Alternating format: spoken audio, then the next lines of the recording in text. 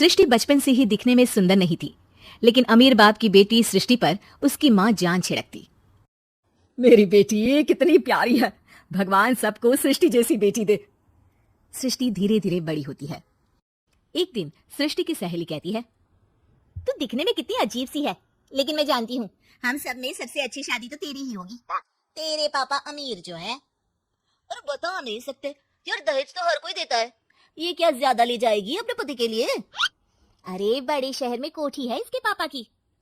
अरे पापा की है ना, कौन सी इसकी है? इसकी होती तब तो कोई भी लड़का इससे शादी कर लेता। अरे पापा की मतलब पापा की है तो मेरी ही है ना? किसने कहा? अब तेरी तो तब होगी ना जब तेरा भाई ना हो। वैसे भी शादी के बाद सारी प्रॉपर्टी भाई के नाम होती है। सृष्टि समझ जाती है कि उसे किसी भी हालत में माँ बाप की सारी प्रॉपर्टी को अपने नाम करना है, लेकिन कैसे? एक दिन सृष्टि का भाई शीनू कहता है, बहन क्या कर रही है? तुझसे एक बात करनी है। अरे हाँ हाँ करना, मैं तो तेरी बहन हूँ। बहन मेरी लाइफ में ना एक लड़की है, बहुत अच्छी है। मैं सोच रहा हूँ माँ और पापा से बात करूँ शादी के लिए। सृष्टि को समझ में आ जाता है कि भाई की शादी होते ही भाभी उसे एक दिन भी घर में बर्दाश्त नहीं करेगी। क्या बात है भाई, बताना कौन है वो? यार वो बहुत अच्छी लड़की है, पढ़ी लिखी है, मेरे साथ जॉब भी करती है। बस एक प्रॉब्लम है। हाँ प्रॉब्लम? क्या प्रॉब्लम है भाई?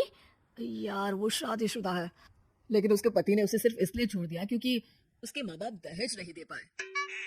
सृष्टि ये सुनकर न जाने क्यों खुश हो जाती है। अरे भाई तो क्या हुआ, लड़की तुझे तो पसंद है ना? शीनू को लगता है कि बहन उसे समझ रही है। वो इस बात से अनजान होता है कि उसकी बहन की मंशा पूरा घर हड़पने की है। सृष्टि अपनी माँ से कहती है, मम्मी मुझे तो बहुत चिंता है, पता है शीनू क्या कर रहा है? अरे क्या कर रहा है, वो तो काम पर जाता है और वापस घर आता है। नहीं ना माँ, वो यही तो नहीं कर रहा, बाकी सब कर रहा है। आपको पता है उससे प्यार है, और वो भी एक शादीशुदा लड़की से। ये क्या हो गया? मैं सोसाइटी में क्या मुंह दिखाऊंगी? अरे तेरे पापा तो यही कहेंगे कि मैंने ही उसे बिगाड़ दिया है। माँ देखो मेरी बात मानो, पापा पर भी विश्वास करने की जरूरत नहीं है।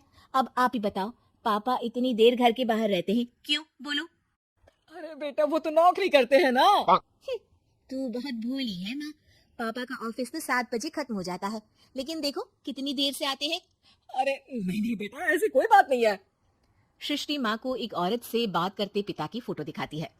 देखो माँ कैसे हैं पापा, मैं ना कहती थी कि पापा सही नहीं है। मैं तेरे पापा से बात करूंगी, दे फोटो मुझे। ओ माँ वो तो डिलीट हो गई। लेकिन चल तूने तो देख लिया ना, पापा से बाद में बात कर लेना, और हाँ मेरा नाम बिल्कुल मत लेना। हाँ माँ। अब क्या था, सृष्टि की माँ और पिता के बीच झगड़ा होना शुरू हो जाता है। सृष्टि के मन में क्या चल रहा था कोई नहीं जानता था। एक दिन, माँ सृष्टि के लिए एक लड़का देखा है, वो लोग शाम को उसे देखने आने वाले हैं। और हाँ माँ, एक खुशखबरी, मैं और पापा मिलकर एक नया बिजनेस ट्राई कर रहे हैं। शाम को लड़का आता है, सांवले रंग का। सृष्टि को तो बिल्कुल भी पसंद नहीं आता। लड़की की माँ कहती है, लड़की का चेहरा तो कोई खास नहीं, लेकिन अगर मेरे बेटे को आप लोग सेटल कर दें तो मैं उसकी शादी आपकी बेटी से करवा दूं। सृष्टि को लड़का बिल्कुल पसंद नहीं था। उसे भाई पर गुस्सा आ जाता है। लड़के वालों के जाने के बाद कहती है, माँ देखा शीनू मेरे लिए कैसा लड़का लेकर आया, न दिखाने लायक न सुनने लायक, सेटल भी नहीं, वो भी हम करे। अरे माँ मैं जानती हूँ ये मेरी शादी किसी भी घर में क्यों करवाना चाहता है। अरे कैसी बात कर रही है बहन, तूने तो देखा ना, लड़के को मैंने ही मना कर दिया तुझसे शादी के लिए। जिसने लड़का बताया था उसने उसकी बहुत तारीफ की थी। बात आई गई हो जाती है, लेकिन सृष्टि का मन शांत नहीं होता। क्या करूँ कुछ समझ में नहीं आ रहा, मेरी शादी हो गई तो ये लोग पूरी प्रॉपर्टी शीनू के नाम कर देंगे, मेरे हाथ तो कुछ लगेगा ही नहीं।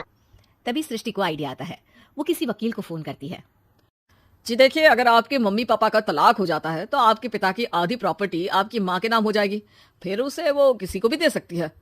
सृष्टि अब माँ को बेटे के खिलाफ भरती है। माँ शीनू पर नजर रखा करो, वो जिस लड़की के प्यार में है ना वो शादीशुदा है, यहाँ आएगी सारा पैसा रुपया जमीन जायदाद सब हड़प लेगी। पापा का भी हाल तुमसे छुपा नहीं है, ऐसा ना हो कि मैं और आप एक दिन सड़क पर भीख मांगे। हे भगवान, मैं तो जीते जी मर जाऊंगी अगर ऐसा हो गया तो। ऐसा हो गया नहीं माँ, ऐसा ही होगा, अभी समय है, आगे का सोच लो। मैं तो कहती हूँ पापा से आधी प्रॉपर्टी लेकर अलग हो जाओ। पापा की आधी प्रॉपर्टी भी हम लोगों को अगर मिल जाती है ना तो अगले 7 जन्म सफल समझो। बेचारी माँ बेटी के कहने पर पति से तलाक लेकर अलग हो जाती है। सृष्टि अब पैसों से गाड़ी और अपने दूसरे महंगे शौक पूरे करने लगी। उसके दोस्त भी उसके पैसे इस्तेमाल करते। सृष्टि, कल तुम कहाँ थी? मैं सारा दिन घर पर अकेली थी। तो मैं क्या करूं? मैंने ठेका तो नहीं लिया है ना तुम्हें संभालने का। माँ को सृष्टि से ये उम्मीद नहीं थी। वो बैठकर रोने लगती है। वहीं उसका पति यानी कि सृष्टि के पिता आ जाते हैं। मैं जानता था कि तुम्हारा यही हाल होगा, तो आपने मुझे रोका क्यों नहीं? मैं रोकता तो तुम रुकती क्या? सृष्टि के कहने पर तुमने मुझ पर अपने बेटे पर शक किया, लेकिन तुम ये भूल गई कि कैसे हम दोनों ने मिलकर जीवन में इतना सब खड़ा किया। माँ पति के गले लग जाती है। मुझे माफ कर दीजिए, मैंने आपकी कमाई का एक बड़ा हिस्सा गवा दिया। कोई बात नहीं, तुम साथ हो तो मैं ऐसी 7 प्रॉपर्टी खड़ी कर दूंगा। तभी वहाँ सृष्टि आ जाती है रोते हुए। माँ, मयंक ने मुझे छोड़ दिया। वो बोल रहा था जब तक मेरे पास पैसे थे तब तक ही वो मेरे साथ था,